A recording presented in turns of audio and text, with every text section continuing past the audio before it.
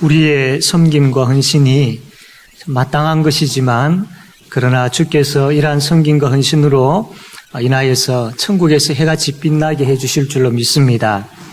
또한 우리의 부모님들이 우리를 향한 그 헌신들이 정말 천국에서 또 해같이 빛나게 하실 줄로 믿습니다.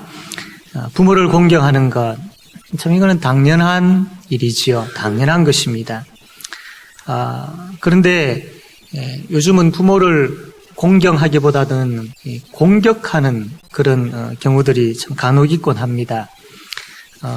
참 핵가족 시대가 되었고 그것으로 인하여서 사람들은 아주 개인주의적인 그런 성향이 아주 짙어졌습니다. 그러다 보니 이기적인 그런 삶들을 살게 됩니다. 이것으로 인하여서 참 자연적으로 부모와의 만남이 줄어들게 되어지고 부모와의 만남이 줄어들다 보니까 부모를 향한 마음도 줄어드는 그런 시대가 되었습니다.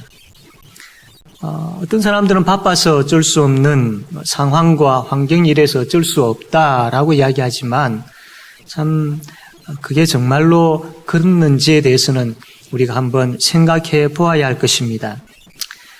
하나님은 부모를 공경하는 부분들에 있어서 다른 어떤 것과 비교해서 양보하지 아니하시는 분이십니다. 부모를 공경하는 것에 있어서는 아주 분명한 분이시지요. 하나님께서는 아주 분명하게 요구를 하고 있습니다. 어떤 상황 가운데 있든지 부모를 공경하는 것과 하나님은 다른 것과 바꾸거나 양보하시지 아니하시는 분이시다라는 겁니다.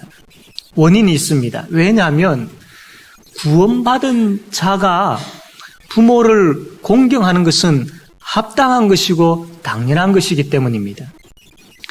이런 의미에서 구원받지 않는 사람들보다도 우리가 부모를 공경하는 것은 마땅한 정도가 아니라 그들과 비교할 수 없을 만큼의 그런 공경함이 있어야 됩니다. 믿지 아니하고 제사를 지내는 그런 사람들보다도 구원받은 자들이기에 구원받은 우리는 부모를 공경하는 것에 있어서는 아주 철저해야 되고 구원받았기 때문에 믿지 아니하는 자들과 비교할 수 없을 만큼의 몇백 배의 어떤 그런 공경함이 더해야 되는 것이 바로 우리의 삶이다라는 겁니다. 그리고 하나님을 사랑하고 있다라는 증거 중에 하나가 뭐냐면 나는 하나님을 사랑합니다라고 우리가 말로 하지만 그것을 한번 보여봐라라고 했을 때 우리가 보일 수 있는 것이 뭐냐면 바로 부모를 공경하는 그 열매를 통하여서 나는 하나님 사랑하고 있습니다라는 것을 보일 수 있기 때문입니다. 부모를 공경하지 아니하면서 부모를 사랑하지 아니하면서 하나님 사랑합니다. 이것은 거짓말하는 것이죠. 그래서 부모를 공경하는 것은 마땅한 것입니다.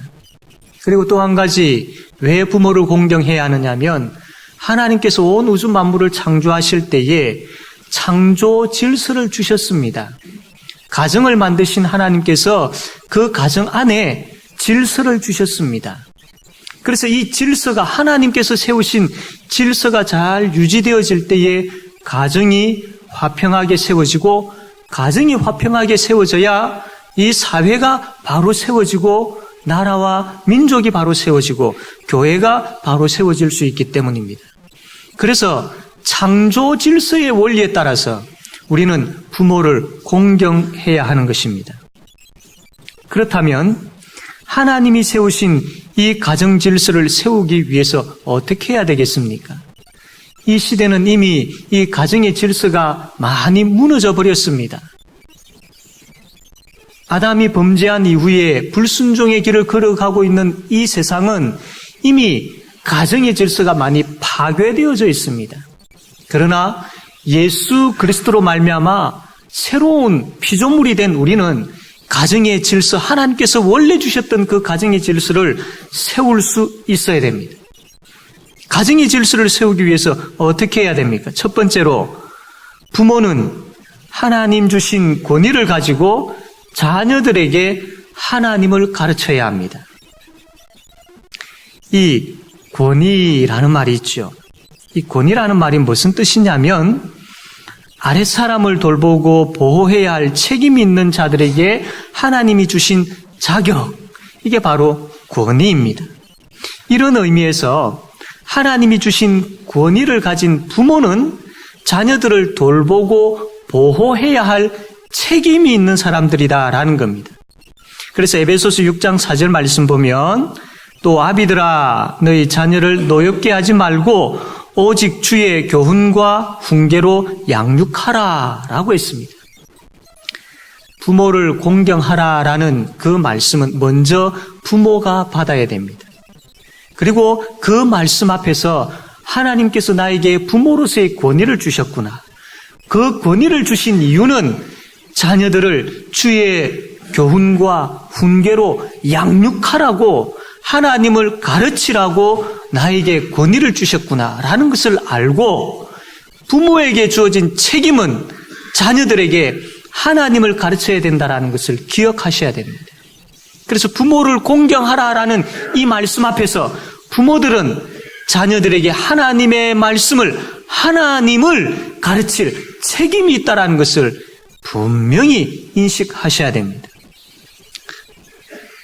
신명기 6장 4절에서 9절 말씀 보면 참 귀한 말씀이죠. 이스라엘아 들으라. 우리 하나님 여호와는 오직 유일한 여호와이시니 너는 마음을 다하고 뜻을 다하고 힘을 다하여 내 하나님 여호와를 사랑하라. 오늘 내가 내게 명하는 이 말씀을 너는 마음에 새기고, 그 다음입니다. 내 자녀에게 부지런히 가르치며 집에 앉았을 때든지 길을 갈 때든지 누워있을 때든지 일어날 때든지 이 말씀을 강론할 것이며 너는 또 그것을 내 손목에 메어 기호를 삼으며 내 미간에 붙여 표로 삼고 또 내 집 문설주와 바깥문에 기록할지니라. 하나님을 사랑하는 이 삶을 위하여서 네가 하나님 앞에서 바로 서야 될 뿐만 아니라 너희 자녀들에게도 가르쳐라 라고 명령을 하고 있는 것을 보게 되어집니다. 이스라엘 백성들이 요단강을 건널 때지요. 그때 이 언약궤를 맨 제사장들이 요단강에 들어서고 요단강 중앙에 딱 섭니다. 이 흐르던 요단강 물이 딱 멈추게 되어지죠. 그래서 이스라엘 백성들이 그 요단강을 건너서 가나안 땅으로 들어갑니다. 그때 하나님께서 아주 특이한 지시를 백성들에게 합니다. 그게 뭐냐면 제사장들이 언약궤를 맨 그 궤 있는 거기에 너희들이 가서 돌 12개를 취하여서 가지고 나와라. 그리고 그 돌을 가지고 나와가지고 너희들이 오늘 밤에 자게 되어질 그곳에서 이 돌단을 쌓으라 라고 말씀을 합니다. 왜 그렇게 하셨을까요? 그 이유에 대해서 하나님께서 말씀하시기를 후일에 너희 자손들이 이 돌이 뭡니까? 이 돌 무더기가, 이 돌탑이 무슨 돌탑입니까? 라고 질문할 때에 분명히 대답하거라. 여호와의 언약궤가 있을 그때의 요단강 물이 멈추었다. 여호와의 언약궤로 인하여서 우리가 이 요단강을 건너게 되었다라는 것을 분명히 가르쳐라라는 겁니다. 다시 이야기하면 이 여호와의 언약궤는 하나님 임재해 계시는 것을 상징하는데 하나님을 가르쳐라. 하나님이 어떤 일을 하셨는지 가르쳐라. 이 이야기를 하고 있는 것이죠. 이처럼 하나님은 신앙 교육에 대해서 구체적으로 하나님을 가르치는 것에 대해서 부모에게 맡기셨다라는 겁니다. 이런 의미에서 우리의 자녀들의 신앙의 상태가 부모의 책임이다라는 겁니다. 다시 말하면 자녀들이 부모를 공경하고 있지 않다면 그것은 1차적으로 자녀 자체의 문제이기도 하지만 그러나 하나님으로부터 자녀를 가르쳐야 할 책임을 받은 그것 때문에 권위를 가지고 있는 그 부모가 신앙교육에 대한 책임을 다하지 못했다라는 뜻이기도 합니다. 그렇다면 여러분들은 자녀의 신앙교육에 대해서 어떻게 해오셨습니까? 어떻게 자녀들을 신앙으로 양육하셨습니까? 지금까지 자녀들이 이만큼 성장을 했는데 그러한 자녀들에게 하나님을 어떻게 가르치셨습니까? 그리고 성장하고 있는 자녀들, 아니 이미 성숙되어졌다 할지라도 그 자녀들에게 여러분은 하나님을 어떻게 가르치고 계십니까?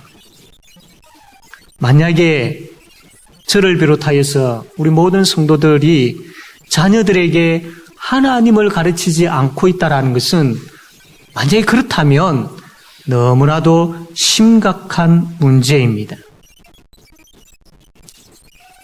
하나님이 어떤 분이신지, 그분이 우리를 구원하여 주신 그 구원이 뭔지, 그분이 우리에게 어떤 말씀을 하셨는지, 우리는 그분께 어떻게 기도할 수 있는지, 그분이 우리를 위해서 어떤 선한 일을 베푸셨는지, 그분이 우리를 어떻게 인도하셨는지, 그 하나님에 대해서 그 하나님의 말씀을 자녀들에게 어떻게 가르쳤느냐라는 겁니다.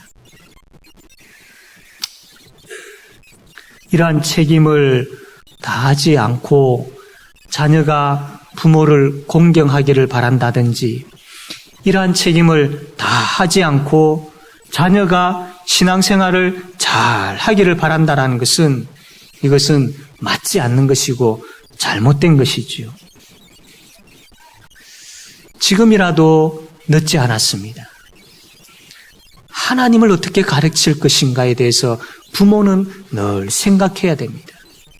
그러려면 부모가 먼저 하나님의 말씀을 잘 받으셔야 됩니다. 그 받은 말씀을 가지고 그 말씀 가운데 거하시는 그 하나님을 자녀들에게 가르쳐야 됩니다. 가르치는 방법은 수없이 많습니다. 문제는 우리의 마음이지요. 우리의 마음입니다. 저 자녀들이 잘 되어야 될 텐데, 저 자녀들의 가정이 잘 살아야 될 텐데, 그런 마음을 가지고 그런 기도 제목들을 가지고 기도하지만 정작 우리가 가르쳐야 할 하나님을 가르치지 않고 있지는 않는지 한번 깊이 살펴보아야 할 것입니다. 이제 내가 나이가 너무 많이 들었고 우리 자녀들이 참 이제 부모의 말을 듣지 아니할 정도로 성장해 버렸기 때문에, 또 혹은 만날 시간이 없고 너무나도 바쁘다 보니까, 또 때로는 1년에 몇 차례 만나지 아니하여서 만나면 좀 서먹서먹하고 앉혀놓고 신앙 이야기를 하려고 하면 뭔가 좀 이야기하기가 거북스럽고 하는 그런 모습들, 혹 그런 가운데 있지는 않습니까? 그러한 것들로 인하여서 계속해서 우리가 자녀들에게 하나님을 가르치지 않는다라는 것은 하나님께서 우리에게 주신 그 책임과 하나님께서 우리에게 주신 그 권위를 다하고 있지 않다라는 겁니다. 여러분, 시간이 계속 있을 것 같습니까? 앞으로 많은 시간들이 남아 있을 것 같습니까? 우리가 건강이 좋지 못하여서 때로는 여러 가지 것들로 인하여서 말을 못하고 기운이 없어서 그냥 있어야 될 만한 그런 때에 아차 하고 하면 늦지요. 지금이라도 우리가 말할 수 있을 때에, 우리가 움직일 수 있을 때에, 우리의 생각들이 아직 우리의 정신과 생각들이 맑아 있을 때에 우리가 그 하나님을, 우리의 아버지 되시는 하나님을, 우리를 구원하신 하나님을 우리 자녀들에게 가르쳐야 되지 않겠습니까?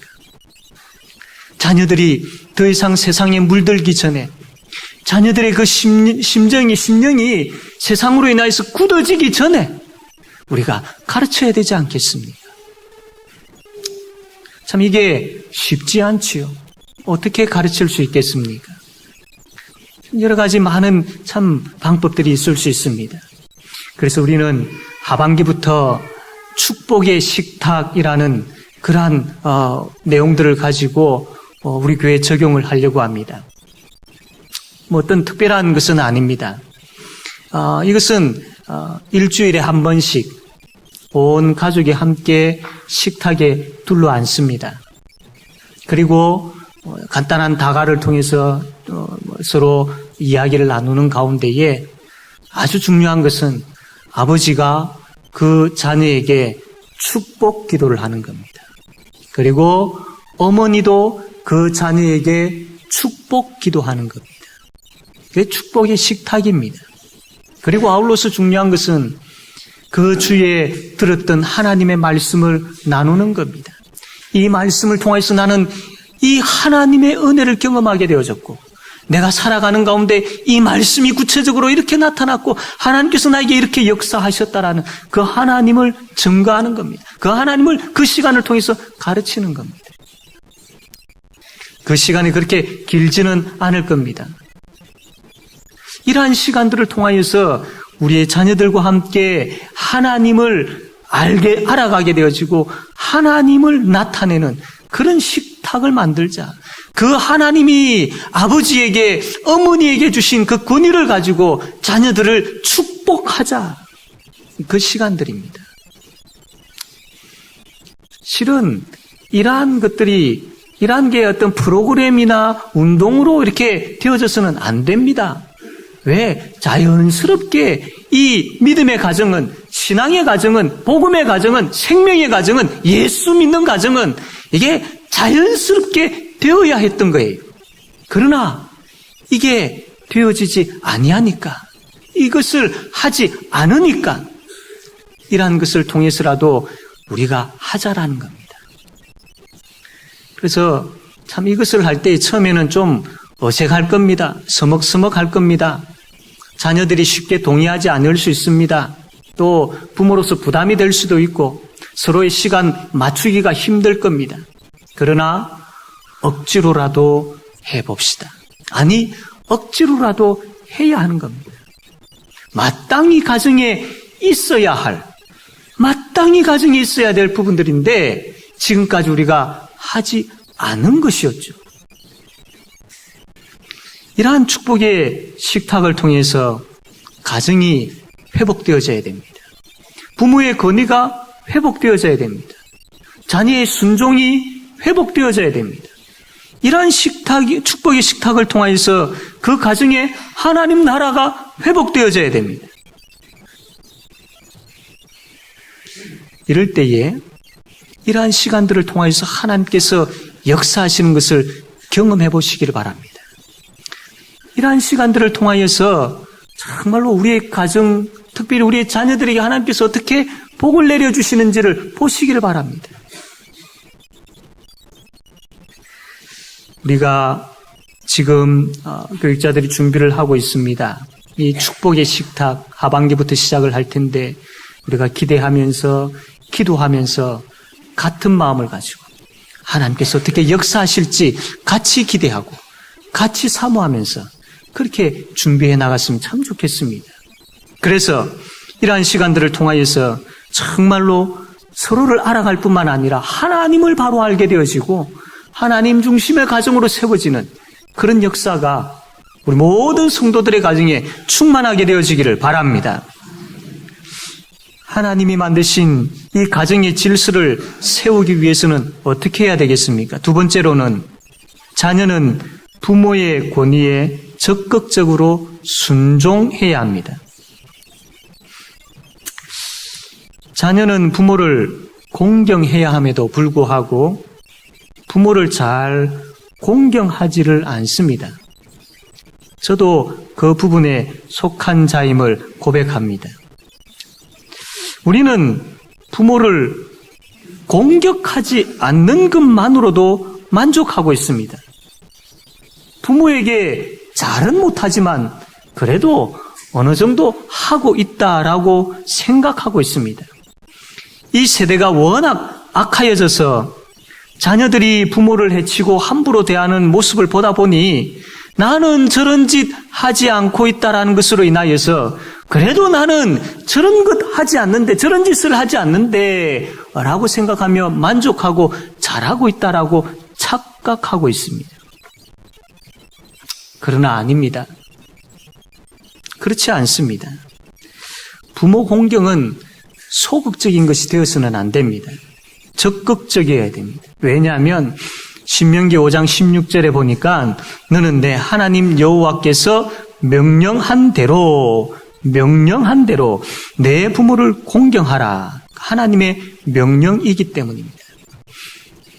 또한 우리가 적극적으로 부모를 공경해야 할 이유는 바로 하나님께서 부모에게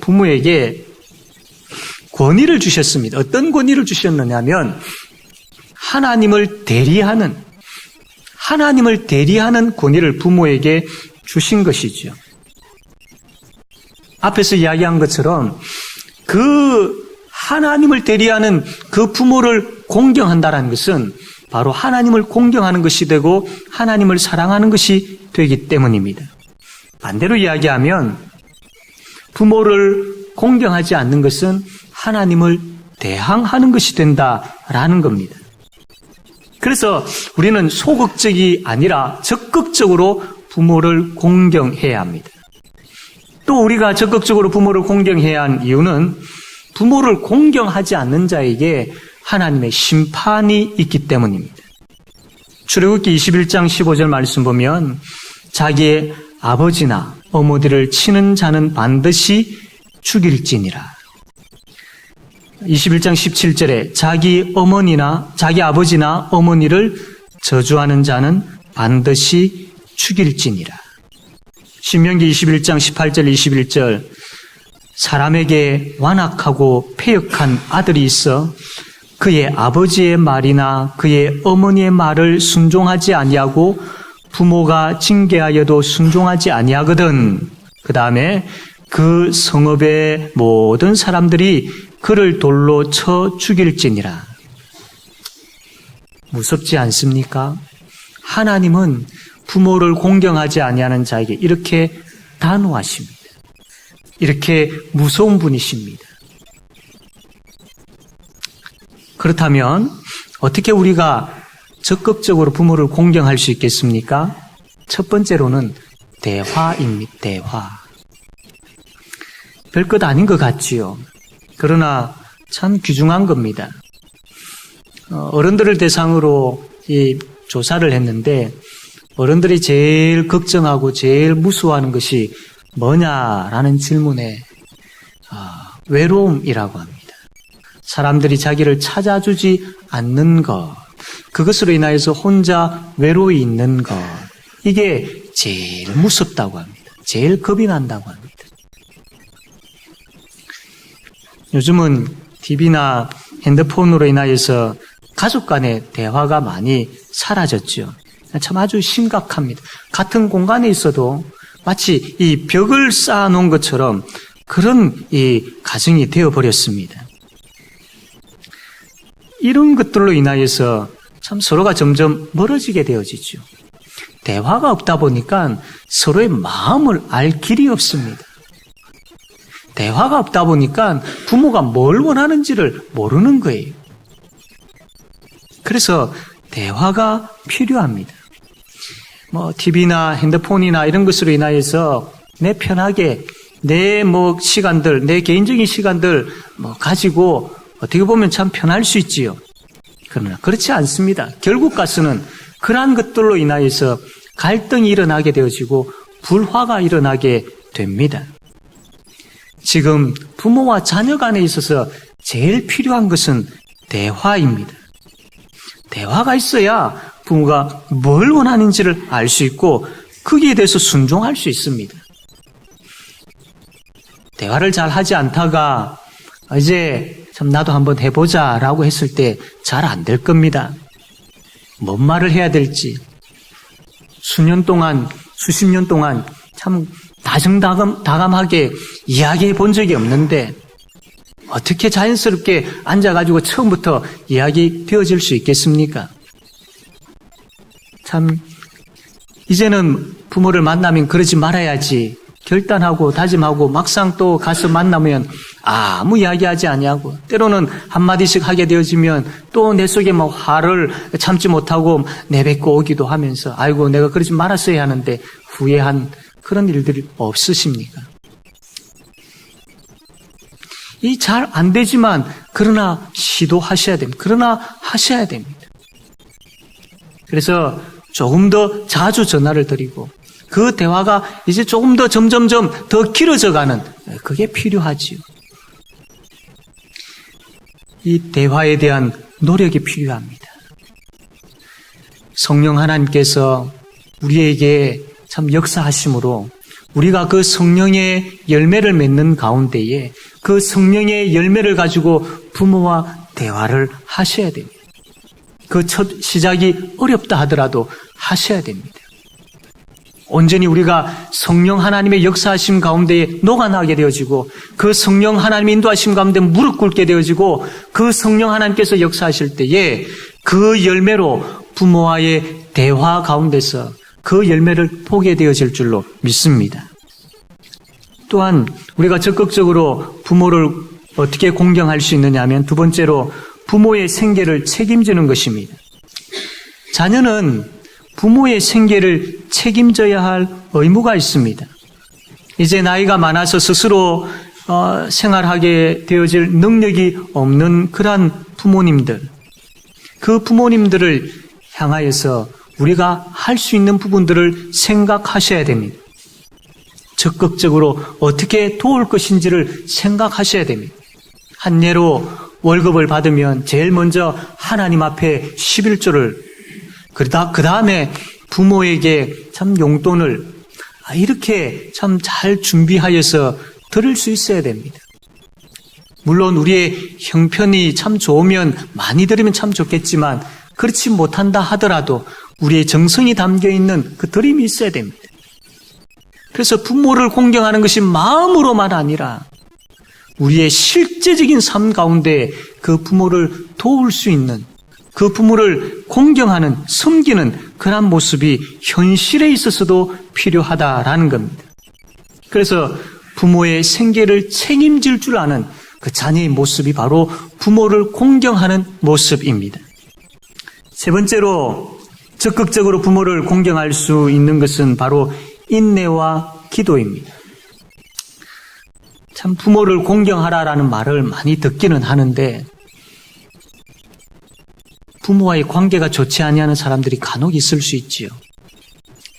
부모가 가진 것이 없고 날 가르치지도 아니하셨고 나에게 잘해준 것도 없고 상처만 나에게 많이 주었는데 내가 어떻게 부모를 공경할 수 있느냐. 그런데 여러분, 그래도 그러한 분들이라 할지라도 하나님께서 부모로 세우셨습니다. 그렇기 때문에 부모의 그러한 모습들 앞에서 우리가 반항하고 되어드는 일은 없어야 합니다. 그럼에도 불구하고 하나님, 내가 부모를 사랑할 수 있게 해주십시오라고. 내가 정말로 부모를 공경할 수 있게 해주십시오라고. 우리는 우리의 생각으로, 우리의 관점으로 부모가 우리에게 행한 것에 대해서 우리 중심으로 생각하다 보니까 정말로 보지 못한 많은 부분들이 있을 수 있습니다. 부모의 마음을 우리가 모르고 그냥 우리 중심으로 부모가 나에게 좋지 못한 것만 행한 것을 생각하는 경우들이 있을 수 있다라는 겁니다. 그럼에도 불구하고 부모를 사랑하기를 원하고 공경하기를 원하는 최소한 이것을 가지고 하나님 앞에 엎드려서 나는 그게 잘 되어지지 아니하는데 하나님이여 그렇게 하게 해주십시오 라고 기도할 수 있어야 됩니다. 때로는 참 부모도 인간인지라 연약한 부분들이 왜 없겠습니까? 잘못된 모습들이 왜 없겠습니까? 있을 수 있지요.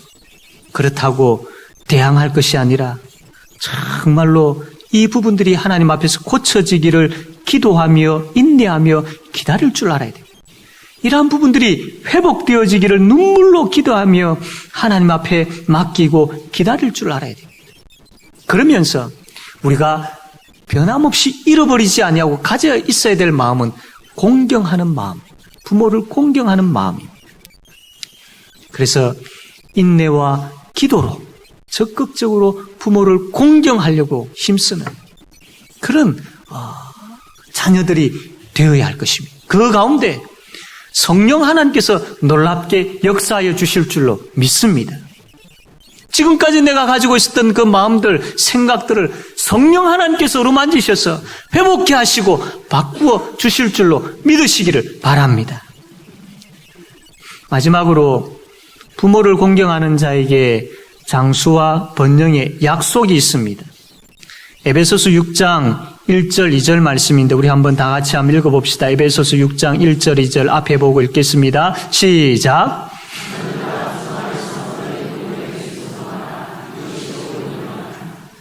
내 아버지와 어머니를 공경하라. 이것은 약속이 있는 첫 계명이니 이로써 내가 잘 되고 땅에서 장수하리라. 부모를 공경하는 자녀에게 하나님은 그냥 계시지 않습니다. 오늘 말씀처럼 장수의 복을, 번영의 복을 약속하셨습니다.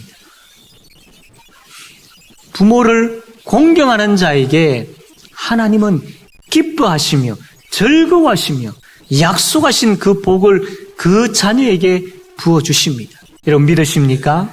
네. 물론 우리가 오해하지 말아야 될 것은 이 땅에서 장수하지 못하거나 또 번영하지 못한 사람들은 모두 부모에게 불효했기 때문이다. 그것도 맞지 않습니다. 신앙생활을 잘 하는 가운데 부모를 잘 공경한 사람도 일찍 하나님의 부름을 받을 수 있고 또 물질이 많지 않게 살 수도 있습니다. 다시 이야기하면 장수와 번영의 이 복은 모든 사람들에게 동일하게 다 적용되어지는 것은 아니다라는 겁니다.